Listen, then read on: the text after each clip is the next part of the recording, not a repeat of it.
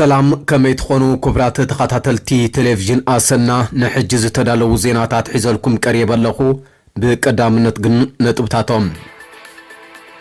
بانك لمعات افريقيا اب سلسته كتماتات ايرترا قرب الكتريك نمسفاح نا 58 مليون دولار وافريقيا كايد مخانو محبارون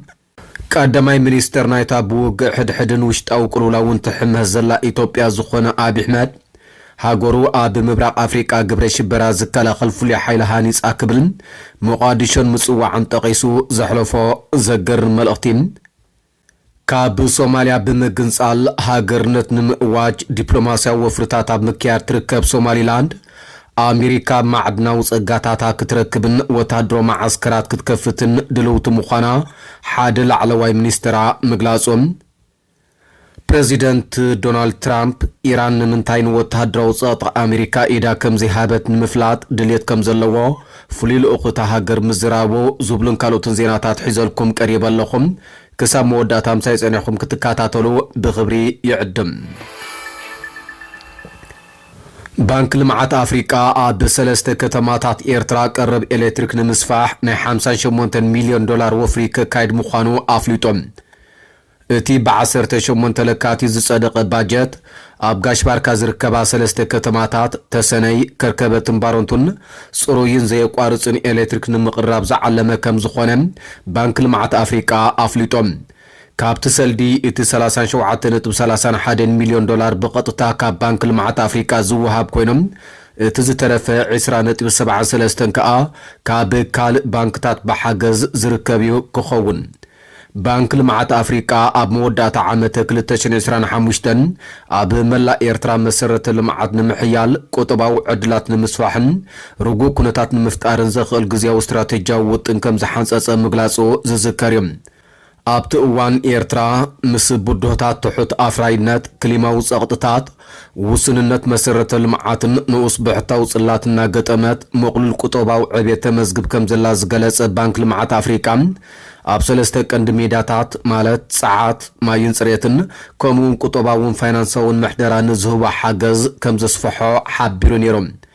اب مداي ساعات ات بانك مس ايرترا بمتحبار زتامانن برتعوا غانا غلغلت حيل الكتريك نمسفاح اب تتكا ساعات توكيرو كم زعيم اب مربب حبريتو زوصا حبريتاون اردي نيريم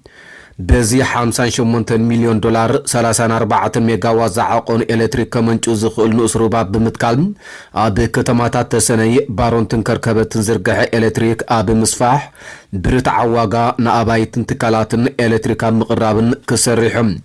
بزي كازي صوري ماي اب مقرابن مصنعو حرشا اب ممعبالن مهرتي اب مبركاتن كسراح نكخ القرب الكتريك كوادد مخانون افليتوم بزي كازي صوري ماي اب مقرابن مصنعو حرشا اب ممعبال مهرتي اب مبركاتن كسراح نكخل قرب الكتريك كوادد مخانو تقيسوم بانك المعات أفريقيا أبزوص مجلسي بتوساخي قبل التزنبرة 542 كيلومتر زرقاح حدش مسمر إلكتريك زرقاح مخنن زخاننا أجتو أجرو إندستريات سرحن بمسفحفاح واقاتات قرب كنكن كخل مخانو حبيرم بانك المعات أفريقيا إز بروجكت بزح نايسرح عدلات كفتر مخانو بمتقاسم بفلاي آب اوان مهناسو نتناب تتكاس عازنت فاتكالاتون تكنيكا وعاقمنا من معبال كسرح مخانو أفليتوم اتمجلسي مسجزيتي بروجكت لكت غاز كوغدلن إيرترا نابتحوت كاربونن كليمازز أور قطبان مسججار كدقف تسبيتي جبر يبل بحفشا بزا حادش بروجكت استاد 366 شحته تقمت كخونو تسويت كم زغبرون بانك المعات افريقيا ارغاغيصم مكتل بريزيدنت بانك جروب ساعاتن كليمان كفتن كاريكيم تمولا مصداقو بحوس بمقبال زوانا وفري ابيرترا عزيز اليوم محبر سباز تامامن بتماطاطان واغان صوري حيلن مبصح كحجزيم بزيد ما سراح مفتار كدرخيم وشتاو قطباتات كحيلن ايرترا نابزلا قصع زلو مسائي كتسقون كحجزني كبل تزاريبهم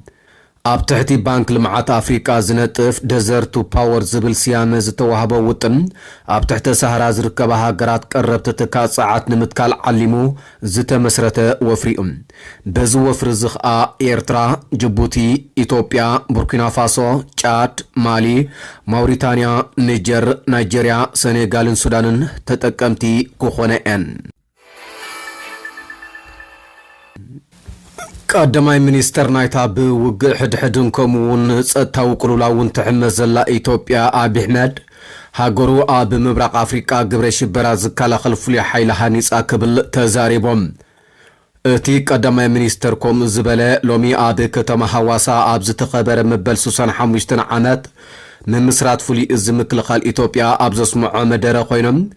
ንሱ ናትና ምድላው ኣብ መላእ ኣፍሪቃ ሰላም ከም ዝህሉ ምርግጋጽ ድሕሪ ምባል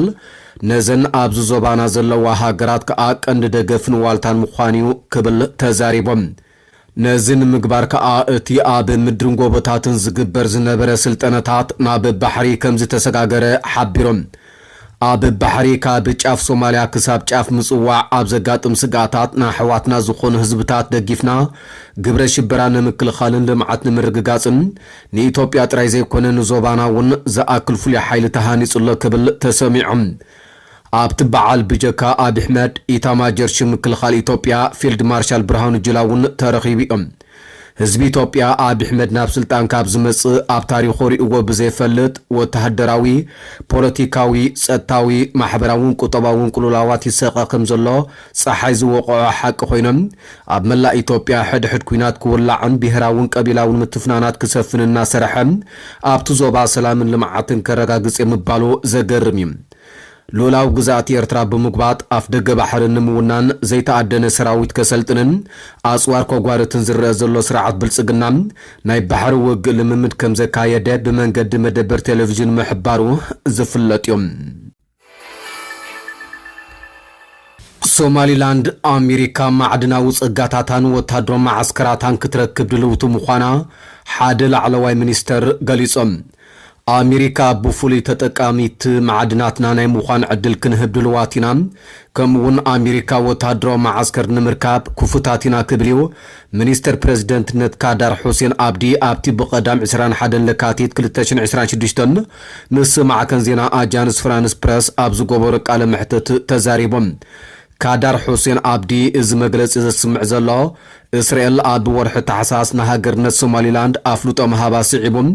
እዚ ጉዳይ ኣህግራውን ዞባውን ኣቓልቦ ስሒቡ ከም ዘሎ ኣብ ዝግለጸሉ ዘሎ እዋን እዩ ኣሜሪካ ኣብዚ ጉዳይ ልዑል ተራ ክትጻወት ብዝብል ፍሉይ ግንዖ ዘቕርብ ዘሎ። እስራኤል ንሶማሊላንድ ዝሃበቶ ኣፍልጦ ሃገርነት ብትሪ ዝተቃወመት ኣካል ግዛእታ ምዃና ትምጉት ሶማልያ እስራኤል ትኹን ካልእ ንሃገርነት ሶማሊላንድ ኣፍልጦ ዝህባ ሃገራት ኣብ ጉዳይ ሉላው ግዛእትን ሓድነትን ሶማልያ ከቢድ ጥሕሰት ይፍጽማ ከም ዘለዋ እያ ተጠንቅቕ።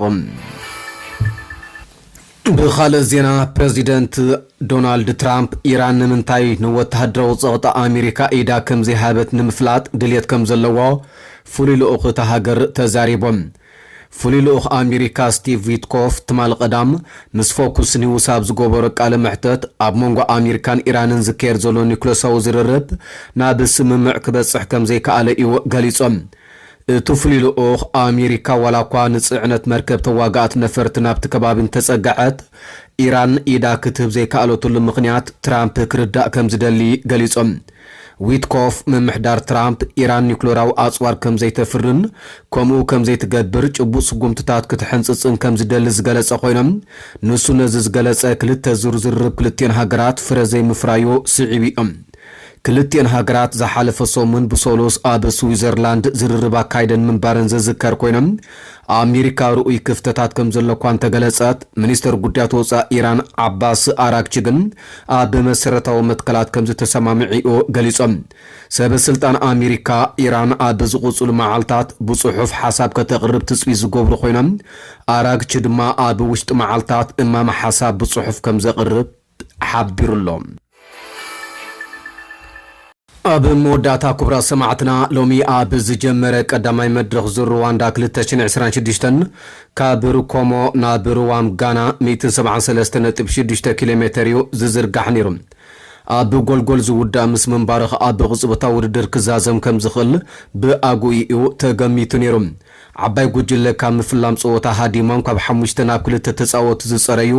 ናይ መወዳእታ ሕንጻጽ ክረግጹ ትሕቲ ኪሎሜትር ምስ ተረፎም ወሒጣቶም ናብ ቅጽበታ ውድድር ኣምሪሖም ኣብ መወዳእታ ኣብ ዝነበረ ቅጽበታ ውድድር ኣባል ኤንሲኤን እስራኤላዊ ኢታማር ኢንሆርን ቀዳማይ ኮይኑ ሕንጻጽ ክረግጽ እንከሎም እስጳኛው ኣባል ሳውዳል ኩክ ስቴፕ ሞኖዝ ሆዳይ ካልኣይ ኣትዩ ኣባል ጋንታ ኢስታንቡል መዋእል ግርማይን ኣባል ሃገራዊት ጋንታ ኤርትራ ሄኖክ ሙሉብርሃንን ከዓ ተመራሪሖም ሳልሳይን ራብዓይን ኮይኖም ኣትዮም ኣባል ጋንታ ኣማኒ ኢትዮጵያዊ ኣማኒኤል ደስታ መበል 20 ያፌት ሙሉጌታ መበል 23 ናትናኤል ብርሃነ 31 መርሃዊ ቅዱስ 39 ዓወት ኣማን መበል 40 መትከል ኢዮብ መበል 49 ናታን መድሃኒ ከዓ መበል 50 ኣትዮም ብጫ ማልያ ኢታማር ኢንሆርን ክወስዳን ከሎ መዋእል ግርማይ ንዝበለጸ ኣፍሪቃዊ ተጻዋታይን ንዝበለጸ ኣፍሪቃዊ መንእሰይን ዝወሃብ ክልተ ማልያታት ወኒንዎን ኣሎ ንመበል 18 ግዜኡ ዝካየድ ዘሎ ዙር ሩዋንዳ 2026 ካብ ሎሚ ሰንበት 22 ለካቲት ጀሚሩ 8 መድረኻት ብምሽፋን ሓደ መጋቢት ኣብ ከተማ ኪጋሊ ክዛዘም